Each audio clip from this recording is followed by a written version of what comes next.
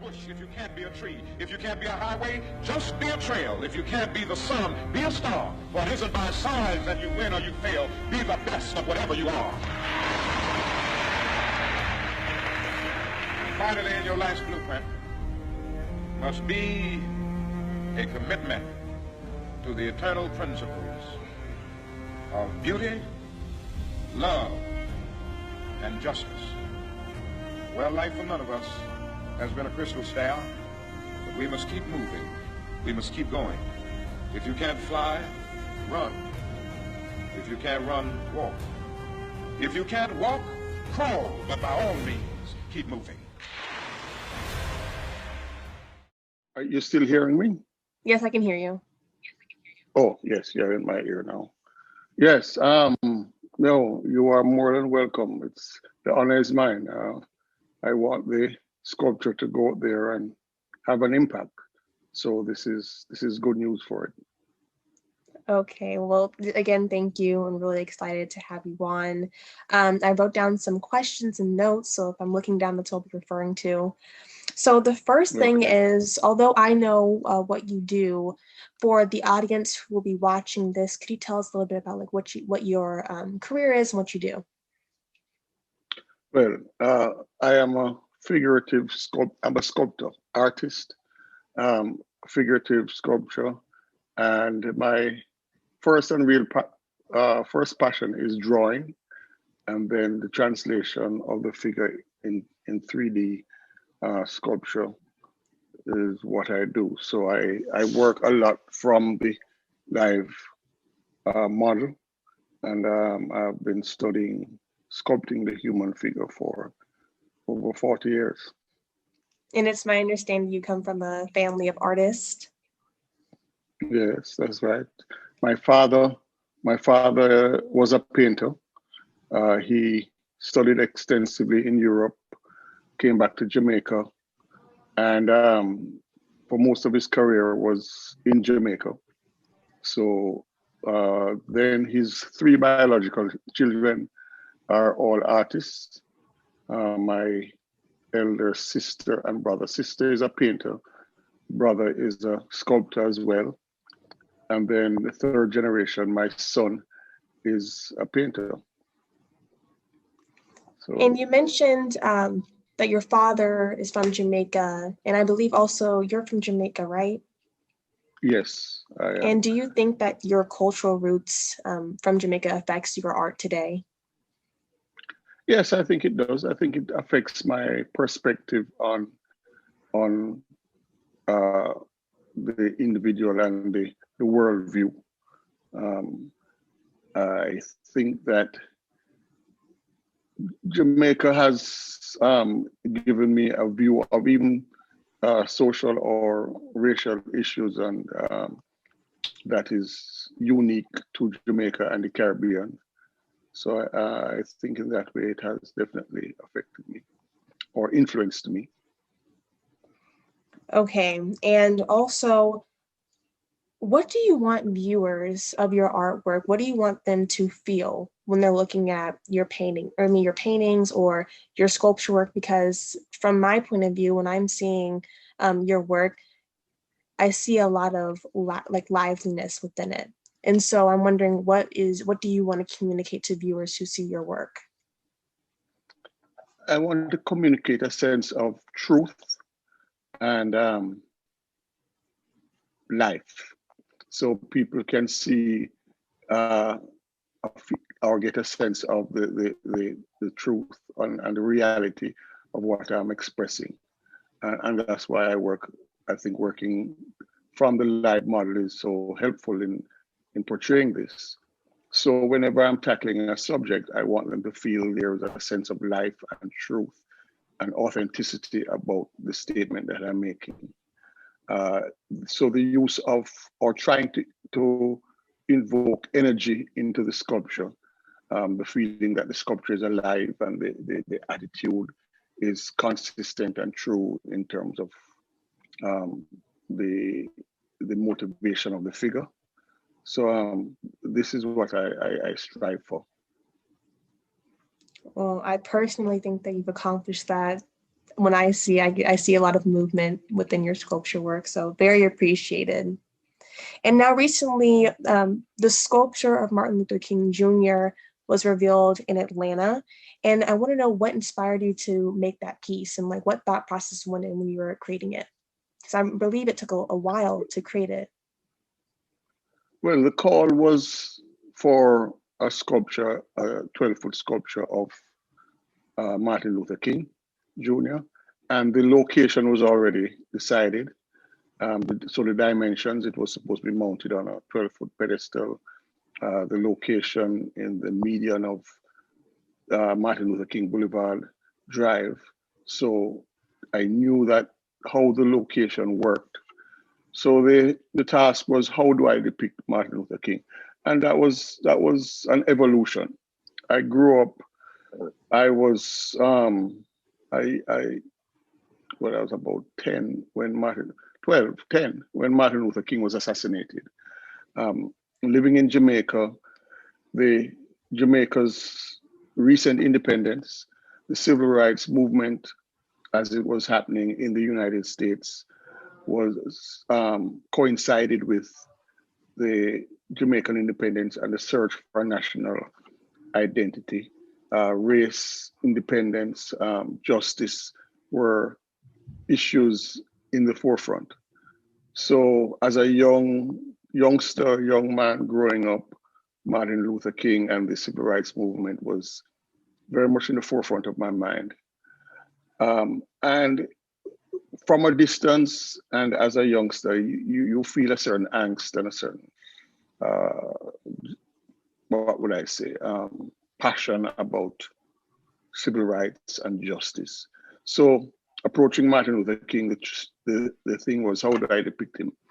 So I started listening to his speeches, and what came over most strongly was his message of nonviolence and hope and looking to the light.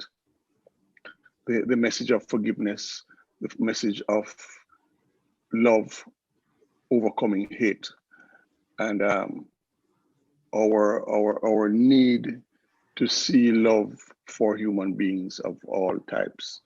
And this is what came across most strongly. So my idea shifted more from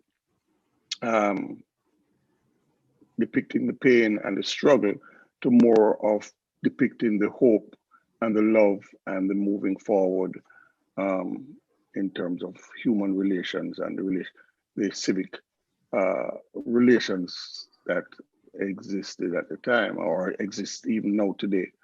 So hence the bird came into play, where I tried to depict a message of hope, a message of peace, love, and him being a messenger of these values. So this is where the sculpture went. I wanted to depict the movement forward, which was very important to the piece. The openness in his arms were a symbol of, or symbolizes, his openness, his vulnerability, and his willingness to embrace as well as be embraced. The quote was not only a protective quote, but it was open, and it reflected I tried to get a, how do I put it, a relationship between his quote and the bird and the wings, trying to create a synergy between him and the bird and reflecting that he is the messenger as much as the bird is the messenger. So there was that symbolism. So this is, those are some of the thoughts that went through my mind as I Sorry, I'm having trouble hearing you. As I was doing this sculpture. So his portrait was very challenging. I wanted to give the sternness of the situation and the message that he was portraying, but his mouth is slightly open, and he is in the middle of verbally giving the message as well as symbolically in his actions. So these are some of the thoughts that came to mind. Well, that was really in detail. That was amazing. The thing that you said that really caught my interest was when you were talking about how, especially when you were young, the inspiration you got as far as with human and civil rights in the movement. Well, I want to know, what are your thoughts on everything that's going on right now with white supremacy, with the attempted coup on the Capitol? And just as a side note, I think that, you know, your sculpture right now was needed in this time when a lot of people are losing hope, especially like within the Black community. It's really easy to lose hope. And so like seeing those things, even just when you're driving down the street or seeing that there's somebody that's trying to instill hope in people, is really necessary in a time like this. So again, I just want to know, what are your thoughts on the current situation of what's going on in America right now? Well, I think one, the pendulum of life constantly moves back and forth. We have gone through 400 years of slavery and civil unrest, and we have progressed a lot in the 400 years, but we have so much further to go. I think what this highlights, or present time highlights, is that we have not reached the promised land, and we cannot think that small strides or we are, without effort and without constant vigilance and digging even more into the social conditions that exist, we have to keep the fight going. We have to keep hope going. We have to keep the vision of the mountaintop there. And because we make some strides doesn't mean that, one, we can sit back, or two, that the forces against us have given up. And that's the nature of any struggle. Both sides are fighting to the death, or opposing, pushing their agenda to the end. So because we have made progress does not mean that it's time to become complacent. So I am not surprised to see the current conditions that have flared up in the past year, because as things change and the world, social media has highlighted so much more. The 60s, Jim Crow was in my lifetime. So, that's a blink of an eye. There are people who were alive then, or their children, they are one generation away. So we have to maintain our vigilance and keep the struggle and the movement forward going. So the timing is so pertinent. I think it's a reminder that how we need to proceed: nonviolence, peace, love as we struggle. There's a lot of responsibility on ourselves to maintain our values as we move forward, because the value of the oppressors was the gun and the noose, and we cannot move in that direction, or we cannot take that stance. We have to keep pushing peace and love and hope, and the hope of a better time. So it sounds like a lot of your ideology, your ideals, when it comes to these type of human and civil rights issues, it sounds a lot like what Martin Luther King Jr. was pushing, as far as I believe the quote that's actually on the side of the bottom of your sculpture was, love cannot drive out darkness, when light can do that. I'm sorry, I can't remember the exact quote, but I will quote it for you. darkness cannot drive out darkness. Only light can do that. And that was the first thing that hit me. Um, Even in my personal life, I encounter moments of darkness in relations, in even in my work. And I am reminded that I have to respond through the light. I have to keep looking to the light. Uh, I cannot meet negativity with negativity. I have to meet negativity with positivity. And then it goes on to say, hate cannot drive out hate. Only love can do that. So in response to hate, we have to push forward love. If both sides are pushing hate, then who remembers what love is? Love becomes a lost entity or a lost emotion. So I think I have tried throughout my life to expect the best from people and ask the best from people. And I think in doing that, people have found that, they are encouraged to rise to the occasion. So this is what we need to do. And even in small ways. So the on the back of the pedestal, it is, if you can't fly, then run. If you can't run, then walk. If you can't walk, then crawl. But whatever we do, we have to keep moving forward. So it's in little by little, the poem goes. And if we can keep doing it little by little, then we, the positivity is that we need to keep moving forward. So. Right. And it feels like today, this isn't even little, but something that happened today that, the Black community as a whole has been building up to little by little is having our first president, Kamala Harris. Yeah.